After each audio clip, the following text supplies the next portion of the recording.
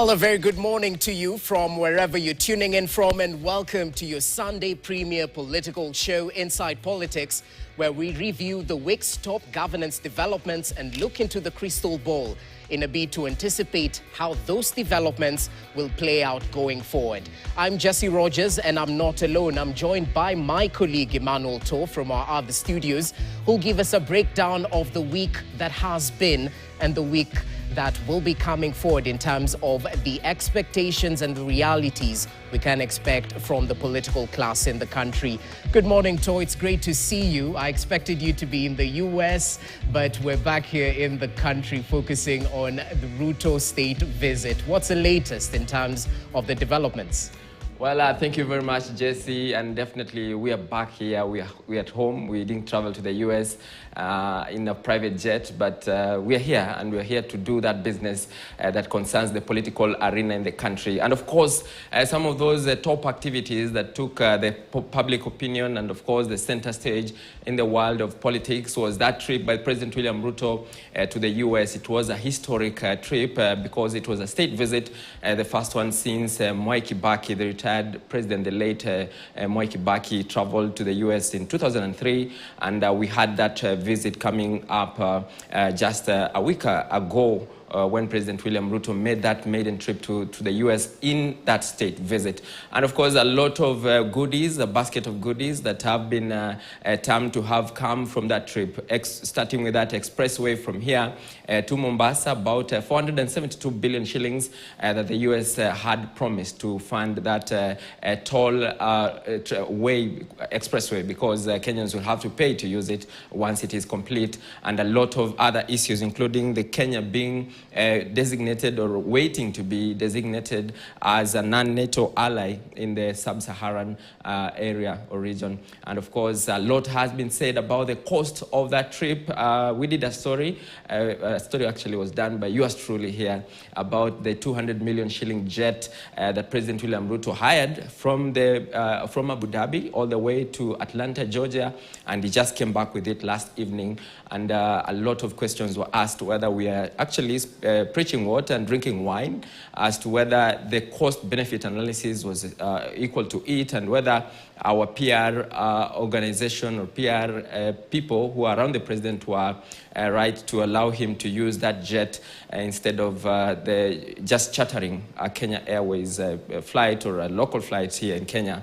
But that is subject to discussion. But we saw a lot of goodies coming from that trip. But many have said that it was just a promissory note that needs to be interviewed or rather interrogated to find what US is benefiting. The US is benefiting from that trip and what they're getting from Kenya. Something else that also took the headlines was that Rigathi Gachagua issue, that it seems that the number 2 is under siege. And he says the people who are making or bringing problems to him are the president's people. Some of the henchmen around the president are trying to interfere with the politics of the Mount Kenya region. And today, there are 2 services, church services happening in Uasin Gishu County. One by Deputy President Rigathi Gachagua, and another one by a host of almost 50 members of parliament and governors who are also assembling in another constituency in the same county. We wait to see some fireworks from that place. And of course, some of the questions that are coming up is Rigathi Gachagua going to be the next the second in command in 2027? We wait to see whether that we'll be getting some answers from the panel that you have right there. And of course, something else that also captured the highlights was the Finance Bill 2024. And Busia Senator Okiya Mtata is at it again. Remember, he's a serial litigant. And last year, he went to court about the Finance Bill 2023. He didn't make it. It became law. And we wait to see whether he will succeed this time round. Remember, that bill is proposing a lot of taxes, a raft of measures, including increasing the tax on bread by 16%. There are also taxes on vehicles, and we wait to see whether the courts will listen to him this time round. This week, we're also having this Madaraka Day celebrations that are happening in Bungoma County in Masinde Muliro Stadium. So a lot to watch out for. And in the second hour of this show, we'll be discussing or talking to Jubilee Secretary General Jeremiah Kioni to explain to us about the rumbling in the Mount Kenya region and what Rigathi Gachagua is going through, and what, in his own opinion, is the cause and the solution for that problem. Jesse, that is the match we had for this week. I hope it will be forming a very serious discussion in your panel today. Well, we're definitely looking forward to it. Thanks for that. And of course, we'll be referring to your story on the 200 million hustler jet a little bit later on, looking at the return on investment vis-a-vis the cost Kenyan taxpayers had to incur in terms of that particular trip. Thanks for that breakdown, Emmanuel. To a little bit later on, he'll be joining us with a conversation with the Jubilee SG, Jeremiah Kioni, on the latest around the Mount Kenya political developments. That coming a little bit later on. But right now, we want to focus on all to do with the U.S. state visit by President William Ruto, who just came back to the country yesterday. And before we get to the nitty-gritty details on that, allow me to introduce my panelists who are already joining us in studio. It's an esteemed panel, and I'll start with the lady in the group. It's not a manel this time round. We're joined by Ambassador Dr. Josephine Ojiambo, who's the research associate at the University of Nairobi. She's equally the former ambassador of Kenya to the United Nations in New York, and equally the past Deputy Secretary General of the Commonwealth. Daktari, karibu sana to the round table. It's a pleasure to have you with us. Asante sana. It's good to be here with you and our colleagues. Looking forward to the conversation this morning. Definitely looking forward to your input, because this seems to be your forte when it comes to matters Kenya and the United States. Apart from that, we're equally joined by two esteemed gentlemen. Allow me to start with Mark Bichachi, who's a communication strategist. It's been a while, Mark. Karibu sana to the round table. Thank you for welcoming me back. I have missed the round table. It's good to know we were missed. Anyway, karibu sana to the round table. Equally joined by none other than Zach Kinuthia. He's a former CAS in the previous administration, but he's joining us in his capacity as a political analyst. Zach, it's great to have you with us. Where have you been since 2022? Don't take away my title. Former CAS. Former CAS. You can't be accused for former. Okay. You can be accused for CAS, but not former. Okay. Former CAS. Definitely important. I'm just pulling your leg. Yes. I'm grateful for giving us a chance to share our thoughts, especially with my brother Mark, whom we have for a long time been traversing issues of our nation for a long time and helping our people understand what it is. I'm also very grateful to see my colleague and the ambassador. I'm very happy to see her back. I think we met when I was in the tour of duty while serving in the former administration. And looking forward for insightful, meaningful conversations together. Definitely looking forward to your input right here. We're still waiting for Dr. Alutalala Mukhwana, who's an advocate of the High Court, who'll be joining us in just but a few as we take a look at President Ruto's U.S. state visit. Now, it's proper to note that the 4-day state visit has been wound up, and President William Ruto departed the Joint Base Andrews on Friday evening, landed in the country yesterday evening at around 6 p.m. with his delegation of government officials, governors, members of parliament, and other leaders. And in those 4 days, the head of state was in the United States. He held various bilateral high-level meetings, top among them with the U.S. President Joe Biden. And we definitely saw the curtain or the carpet being rolled out, the red carpet, in terms of the goodies that were there for the president as he was doing that state visit, a first in as many as 15 years or so. So in terms of the bag of goodies, a lot to talk about. We just want to hear what President William Ruto had to say during his interactions with the U.S. president. Let's listen in. Mr. President, we will also be having the opportunity to discuss the investment opportunities, trade, and hopefully we will be able to persuade the United States to renew the Africa Growth and Opportunities Act that gives Africa the opportunity for access to markets so that we can create more jobs, we can create more wealth, and we can spread prosperity across our continent.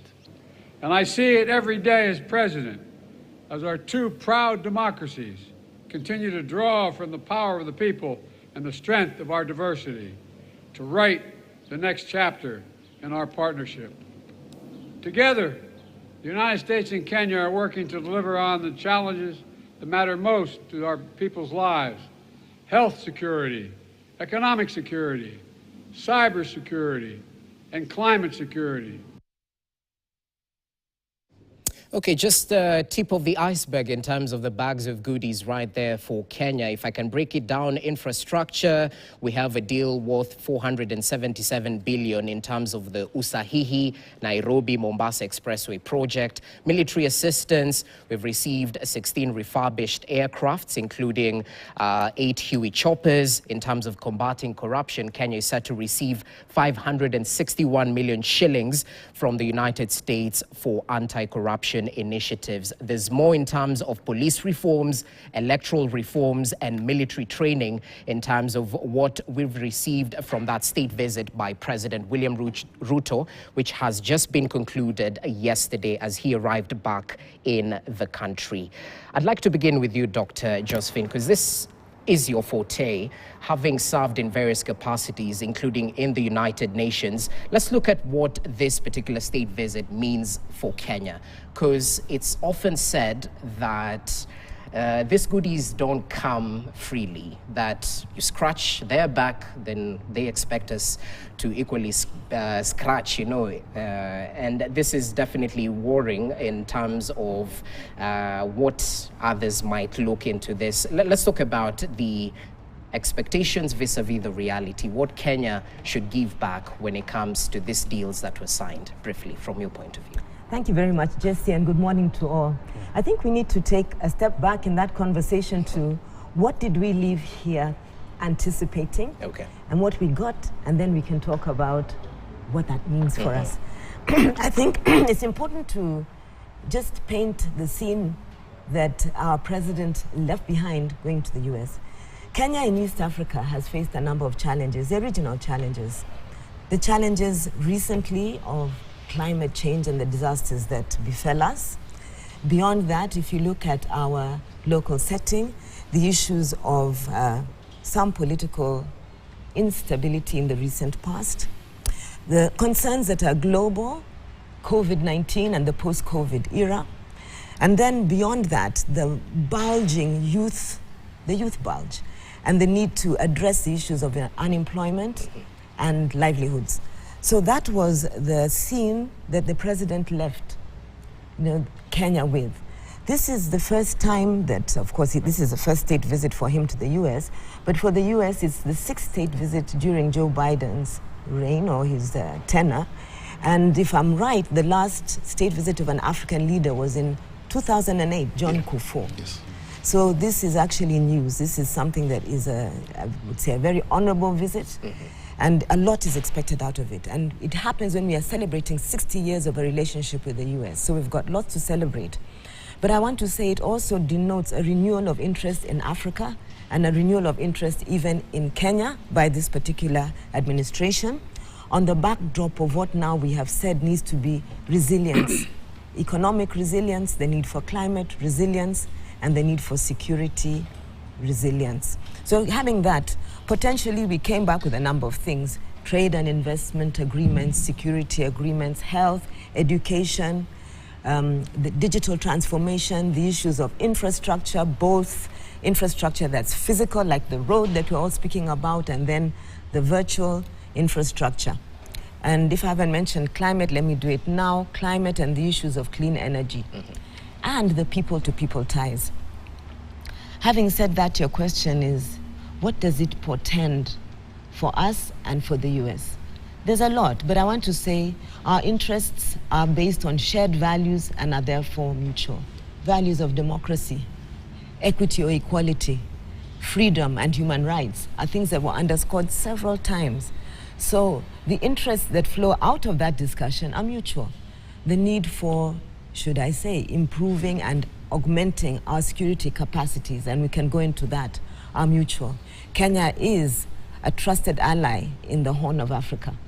And the US presence in terms of securing our presence, supporting us, adapting our security relations so that we can also operate both within Kenya and transnationally, the shared commitment to peace and security in the region is mutual. So that is one. So it's mutual. America is an ally of Kenya and of the Horn of Africa in some instances, but is a mutual partner in security interests. Go on to climate change and resilience.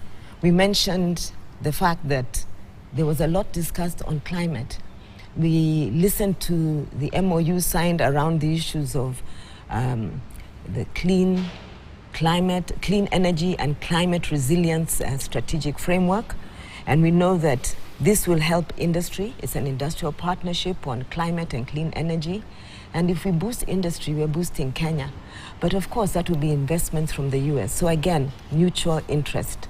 And we do know that Kenya is fast forward now, on the fast foot, when it comes to the issues of the green transition, the carbon markets, the issues of green hydrogen. So those are places where there will be investments by the US, mutual, because they also benefit Kenya. By the way, they also benefit not just industry, but Mama Mboga, because if she's able to grow trees in the rural area, she can benefit from those carbon credits if they are well accessed on a visa, on her M-Pesa, and by the way, M-Pesa has gone far forward in that. So these are not just national. But let's go forward. We've heard about health. We know there was a lot of discussion about partnership with CDC Atlanta, partnership with the Presidential Emergency Fund for HIV and AIDS, and the infrastructure around HIV and AIDS supports other health programs. An investment from PEPFAR and CDC in Africa is good for the US, but is also mutual for Kenya. There's discussions on digital transformation, and we've heard a lot about the partnering with Microsoft and other organizations. We know these benefit Kenyans. We know they benefit young people. We know that is being built on the backdrop of STEM. We know there'll be student exchanges. We know there'll be support to universities. Those benefit Kenya, but also provide for student exchange with the US and with our own diaspora living out there. So I want to say that in all, it's about mutual readiness for the future. It's about long-term partnership and long-term vision for the growth of Kenya, for building our leadership role in the region and internationally, and in the same vein, supporting and securing the interests of the US and other regional partners. Okay. Well noted. And Dr. Lutelala, as you come in, it would be proper to note what this particular visit means for Kenya's relations with the East. Because bearing in mind, in the previous administration, there are times where they looked to the East for support in terms of finances and whatnot. But this time around, it seems President William Ruto is cutting an image for himself in terms of his relations with the West. Is this particular trip to the detriment of our relationship with China and the East? How do you view it? Thank you, Rogers, and my apologies for weighing a bit late. Bit of Sunday blues in the morning, go to church a bit, but I'm sorry. First of all, thanks for the opportunity. I think, Rogers, if we want our viewers to appreciate better this discussion, we need to throw a bit of historical perspective to it. Because you've asked a question to the good ambassador as to are these freebies, so to speak. And it is important that we understand that the historical perspective to this visit is hinged firmly in the post-Cold War era. We've mentioned about the NATO, the North Atlantic Treaty Organization, which came straight after the Second World War, 1945. And the North Atlantic Treaty Organization was a peace and security, indeed a defense treaty that was meant to cushion the NATO members against the East, you can call it roughly today, Russia and China. Now, fast forward, today, the Americans have the feeling that they are losing out to the Chinese and to the Russians. Today, what is hot on the heels is the Ukraine-Russian war. And together with that is the tussle between Taiwan and China. And when you put that into context, therefore, the Americans are trying to play a catch-up with China and Russia, so to speak. And therefore, the advance of the US into Kenya and Africa generally must be seen in that context. That the Americans have realized that their very insistence on democracy, human rights, and governance for African leaders, not just Kenya, but African leaders, has been unpopular over time. To the other side, the Russians and the Chinese do not really care what you do inside your house, provided that there are mutual interests that are in between. And therefore, the Americans have identified Kenya as a key pillar in the geopolitical configuration as far as the global plate tectonics are concerned.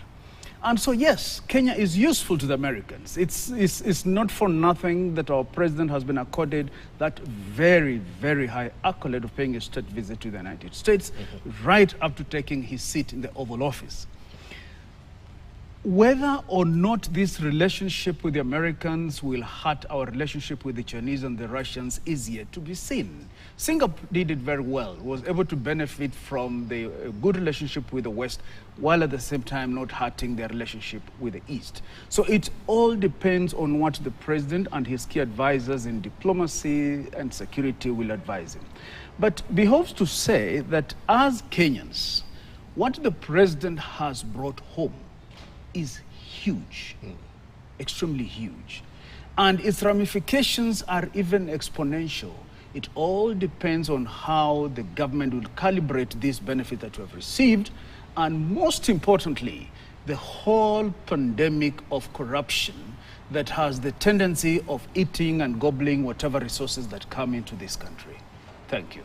That's noted. Zach, I mean, you served in the previous administration, and this is a challenge that equally faced former President Uhuru Kenyatta in terms of his relations with the West, because we're coming from a continent that sort of frowns upon puppets of the West, because they call them that. And perhaps a photo op, in terms of what Dr. Lutalala mentioned, a photo op of him seated in the Oval Office with President Biden right behind him might send the wrong message to African statesmen in terms of the likes of Yoweri Kaguta Museveni, who do not smile upon such photos in terms of the optics it sends to them and the messaging it also sends. What is your analysis in terms of the image William Ruto is trying to cut as an African statesman, equally in terms of the image he's cutting when it comes to his relations with the West, with the East, with this other world power influences that might influence his country and Africa in general? Thank you, Jesse. Let me put this question straight to the masses through you, so you don't have to answer. Do you think William Ruto is not a puppet of the West? That question is not for you. The jury is out there. But I have read one of the most powerful and influential quotes about the interests that men portend for their fellow men. That it is not the benevolence of the butcher that he cuts a steak for you, nor the love a baker has for you so that you feed your children in the evening. Everything is founded on their interest of making money out of you. So when you go to the butchery in the evening and he gives you the non-fatty, non-bone meat, he doesn't love you. He's not so benevolent, but he wants more money than he could get from the one he sold with the bones and fat. Reciprocity. Okay, it's the principle of reciprocity. The real interest of America are hidden in the largesse of words. All the things Ambassador has mentioned and Daktari, all the things I've mentioned, something that escaped their mention is exact interest that America invited President William Ruto for. And I will mention them here. But before I do it, let me mention that we have to see Meg Whitman as what she is, the American ambassador to Kenya. This is a lady who has come from commercial background. She is a business lady. She's a billionaire tech CEO who has had a portfolio in American soil. And this is actually the first assignment from State Department that she's undertaking. And she undertook it in Kenya, not in European. Such people like Meg Whitman are sent to Europe, where countries have industrialized and where there are trade deals that have been operating for hundreds of years. But she was sent in Kenya, a nascent nation with no substantial minerals. A country that has no oil that can be beneficial to America, but she's here.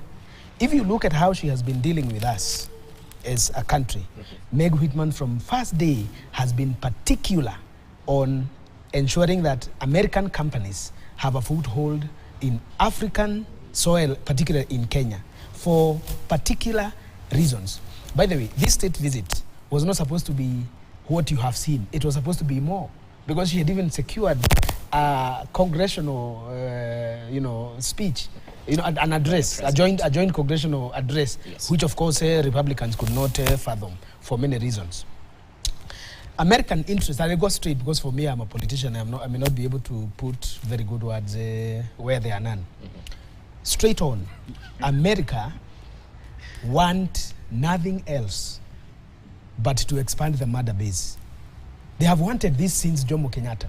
They have wanted to build a military base in Kenya, akin to one in Djibouti. But successive presidents have refused, because Kenya, and Balozi here would know better, Kenya has been a non-aligned country. Our strategic interests are neither east nor west. Our strategic interests are permanent interests of our country.